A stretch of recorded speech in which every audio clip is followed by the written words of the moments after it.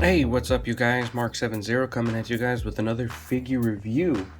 This time, we're going to be taking a look at the Revoltech Izuku Midoriya. Now, I've been really excited for this figure for a really long time. I am a pretty big fan of My Hero Academia, and Deku is probably the first anime character, or the first main character in an anime that's my favorite character since Full Metal Alchemist. Every time I get hooked to a new anime, it's usually because of a side character, not so much the main character. It's always like a side character that gets me. Anyways, back to the point.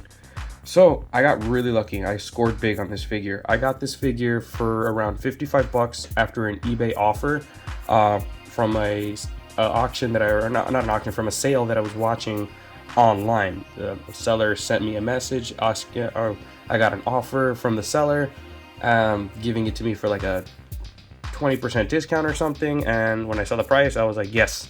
All I did was ask the guy, hey, is there anything missing? And the guy said no. That was it. Anyways, so when I got it, I knew from the beginning that the package was going to be damaged, which was totally fine. That's an easy fix for me, and I don't care about packaging too much. But once I opened the figure to make sure everything was actually in there and perfectly intact, I found this. Yeah, little disappointing, but for the price I paid, not going to be too upset, and this is an easy fix for me. Now, this figure ranges between $80 to like $100+ online right now. Brand new. So I had no choice but to look for a used version. And with the price I paid, not a problem at all. Easy fix for me. It's not the first time I've had a figure with a paint defect, or in this case, a really nasty spot. Anyway, after a little paint mixing, some color matching, and multiple coats, I got the weird white patch covered.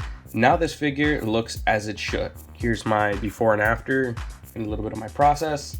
Painting figures is not easy, but with a lot of practice, you get the hang of it after a while. Cool, let's get to the review. Now, I've been collecting Revoltech figures for a really long time, and I really like the way the packages have evolved.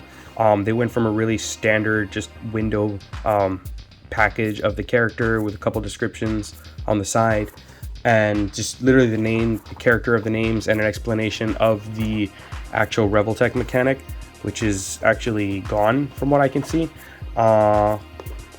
Here, just as an example, because I am going to use this in the actual video itself. This is my Revoltech Vashta Stampede. There we go.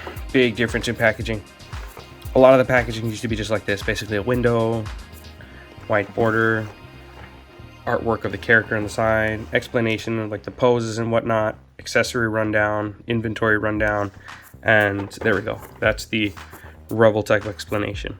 And I'm glad that they did away with it, but mainly, I'm pretty sure the only reason why they did that is because this isn't the main joint anymore.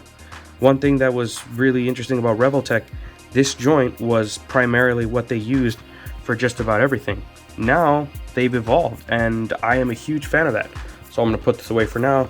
We will be taking a look at this figure in a little bit. Just want to go ahead and get back to it.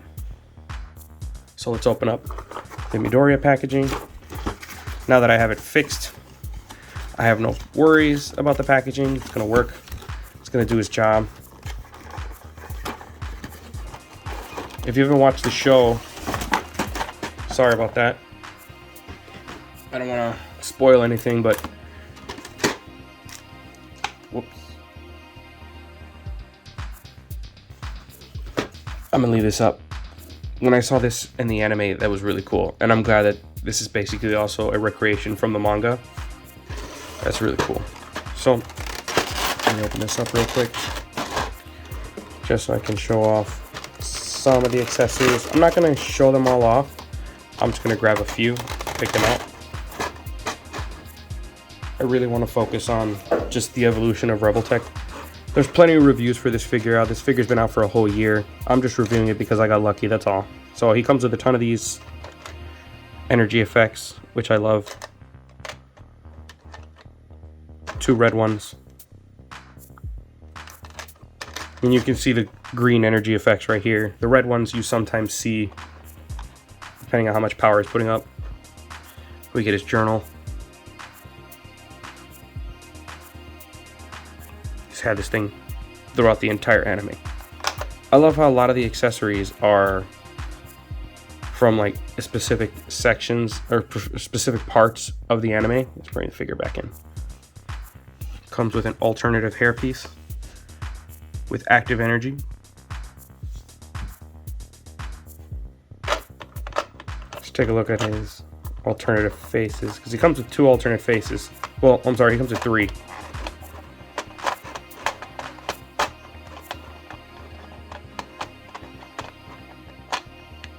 If it would just cooperate. There we go. Comes with 3 alternate faces. Comes with a smiling face, a grimacing face. There you go. See?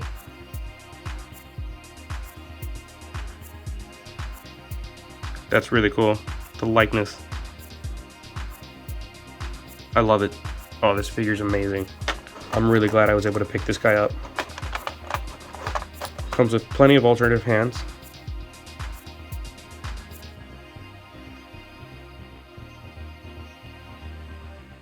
His flicking fingers. Open grip hands.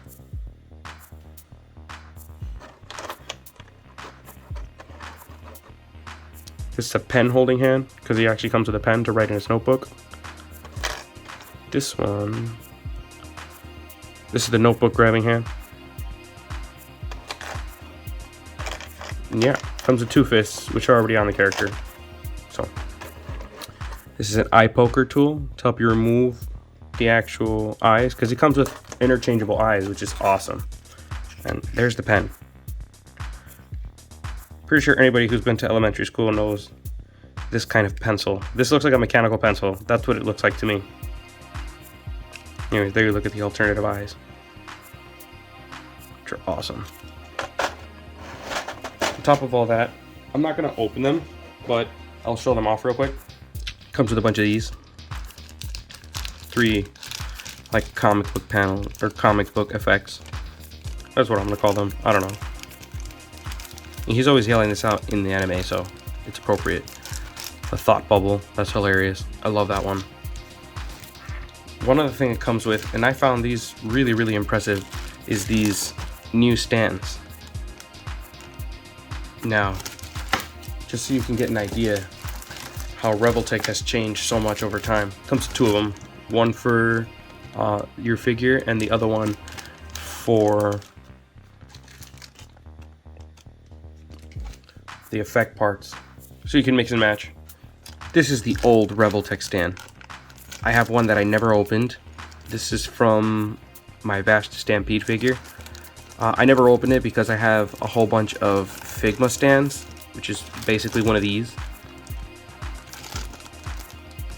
This is so much better. I have so many of these. Some of these are in clear plastic. See a little Revoltech logo right there. Some of them are in clear plastic, some of them are in solid black plastic, but they only serve one purpose. The foot peg to help your character stand up, and the back peg or raised peg to help your character with flight stand or flight poses and things like that. But the infamous or famous Revoltech joints that are included for it are very limiting when it comes to posing or getting your characters in aerial positions. And these things require so much balance that it's basically impossible to use these things. This is why I didn't even open this one, because it's very hard to use. Now, just put these 2 awesome stands away.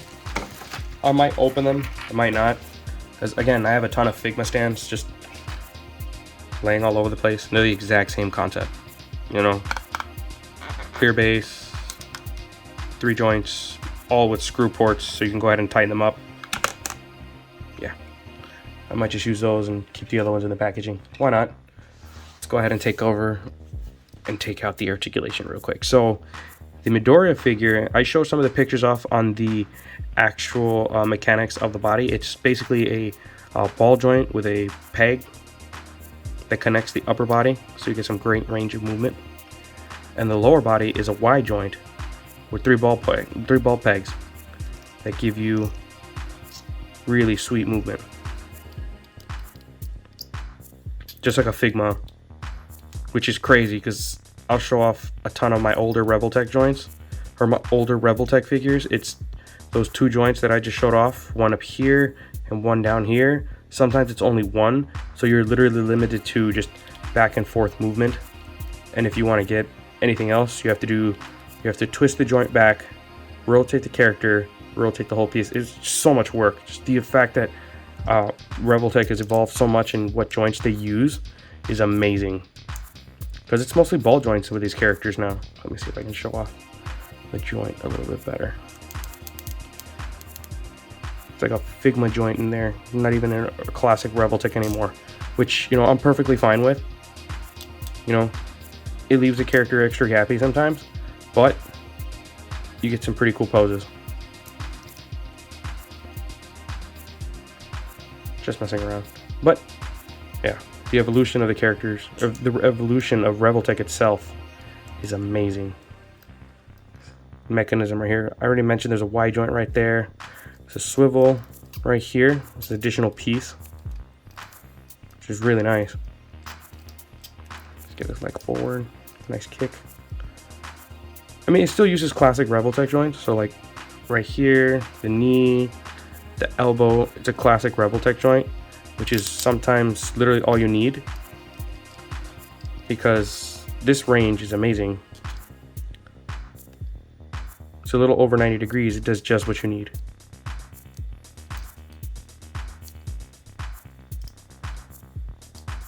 It's fantastic.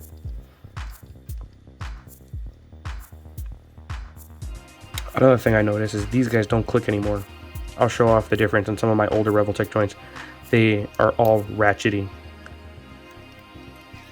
This, smooth. Same with the ankles.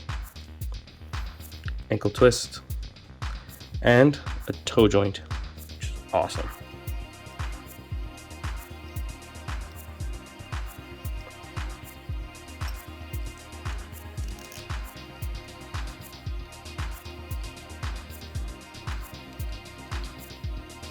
Let me neutral pose them real quick.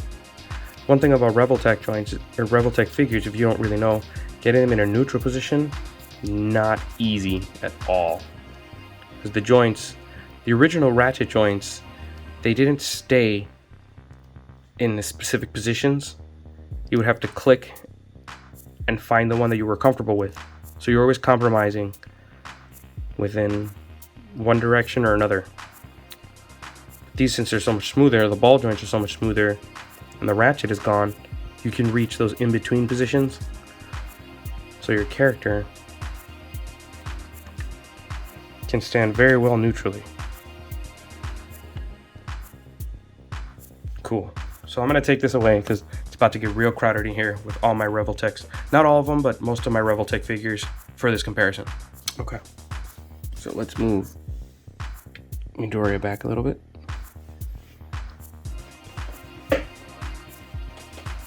Let's start off with, let's go in order based on when the figures were released, so we can see the evolution a little bit better. So here is my Revoltech Vast Stampede.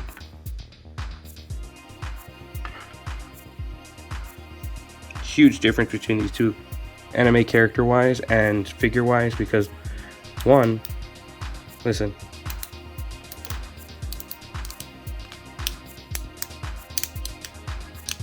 every joint is ratcheted.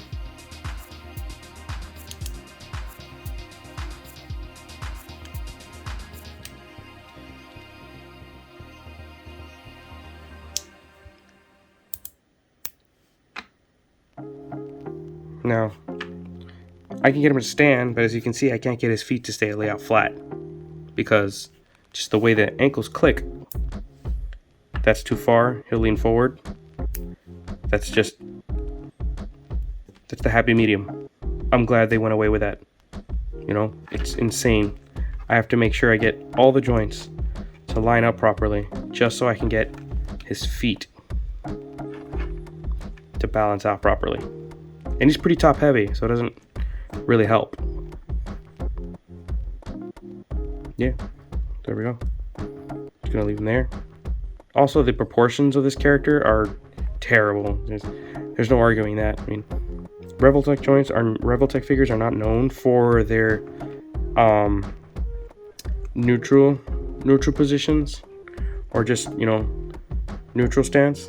They're meant for dynamic posing, so you can, you know, cheat the figure you have and make it, you know, dynamic. These are meant to be posed at all times, basically. That's what they wanted you to, you know, that's what they went for. So let's put them back there. Bring one more. Actually, bring a bunch more. So next, another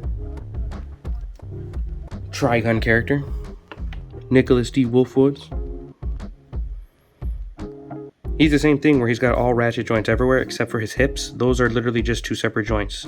A rotation that goes forward, and then a swivel right here. Not even a real leg joint.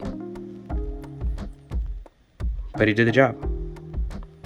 He balances way better because he's got less pieces, and because of that mechanism that I showed for his waist of just two joints. Balances way better. Double jointed knees. Ratcheted ball joint ankle. I also find this hilarious. He's supposed to be taller than Vash, but Revoltech said no. Let's move on to another character, completely different character, Revoltech Xenomorph.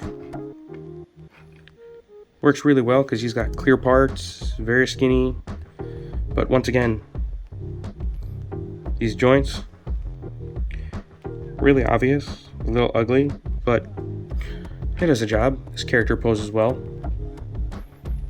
But you can see the transition in silhouettes. Like when it comes to engineering, complete nice silhouette or posability.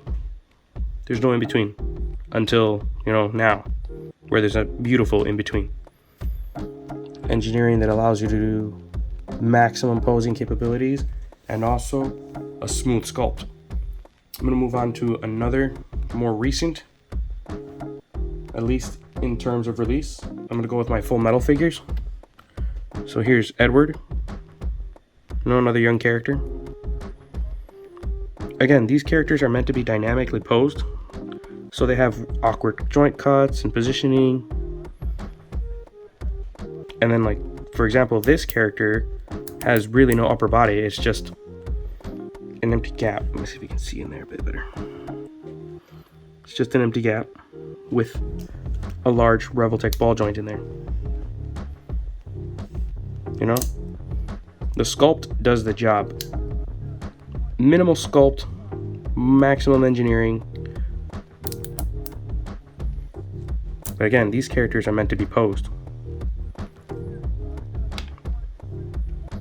And he doesn't even have Revoltech joints for the knees. These are just a hinge and a peg. But it helps it balance so much better. Put it back here. Next is Alphonse, obviously. Have to have his brother with him. Another character with strange design choices. Primarily Revoltech joints in like elbows, wrists, shoulders, even the neck. It's a double joint. But his hips, hinges. Let's see if we can get in some more light. Swivels, hinges, single jointed knee.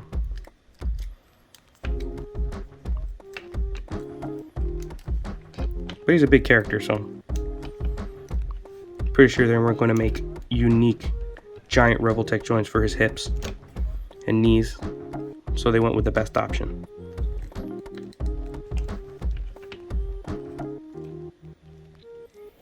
Let's put him back there. Now I'm going to step aside a little bit from using only Revoltech figures.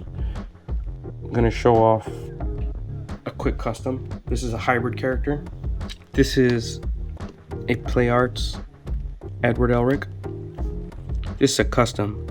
It's a combination of Revoltech parts and the original Play Arts, because I didn't like the head that came with that Play Arts Edward. It made him look too childish, so I went ahead and gave him a Revoltech head. Also, I needed to make him a little bit shorter. Just a little bit.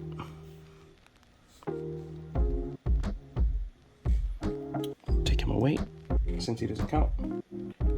And my latest Revoltech Psylocke. These two are my more recent Revoltech characters. Now, the amazing thing about this is that they have similar design functions where they have like the same Y joints, new hinge joints, swivel joints. The articulation is just so much smoother on these characters. And just, the evolution between, this is 2021 and this was, I believe, 2010 in order by release, at least years. These three were released 2010. These two were released 2012. Psylocke was 2018. And Midoriya 2021. Yeah, it's ridiculous. Revoltech has come so far. Now I'm gonna go ahead and make all these guys disappear.